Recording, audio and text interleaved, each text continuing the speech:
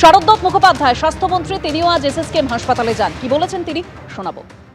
একজন খুবই আশঙ্কাজনক, বাকি চারজন ঠিকই আছেন। স্টেবল যারা আছে 15 জন আমাদের জীবিতর মধ্যে, 4 জন আশঙ্কাজনক ক্রিটিক্যাল ছিল কিন্তু স্টেবল, একজন খুবই আশঙ্কাজনক। আর আমরা 10 জনকে ছুটি করার মতো অবস্থায় এনে দিয়েছি। তো আমরা বাড়ি ছাড়বো ধীরে ধীরে, আজকে থেকে শুরু হবে, কারণ আমাদের এখানে তো বেড ফাঁকা দরকার। এটা এপেক্স হাসপাতাল ট্রমা কেয়ারের। বাকি এই ডিজাস্টার ছাড়া, বাকি দুর্ঘটনা ছাড়াও তো বাকি দুর্ঘটনা আছে। তারা কি দোষ করলো? তাদের না হয় কেউ ভুল সই করে ভুল বাড়ি বানায়নি, তারাও তো অ্যাক্সিডেন্ট হয়েছে। তো তাদের জন্য জায়গা খালি করা।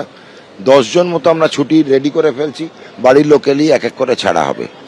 ময়না তদন্ত টোটাল 3 জনের বাকি ছিল, 2 জনের চলছে, এখনো 1 জনের বাকি থাকছে।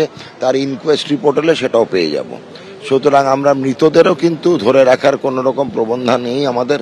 আমরা যত তাড়াতাড়ি মৃতদেহ বাড়ির লোকের এবং প্রিয়জনদের হাতে তুলে দেওয়া হবে।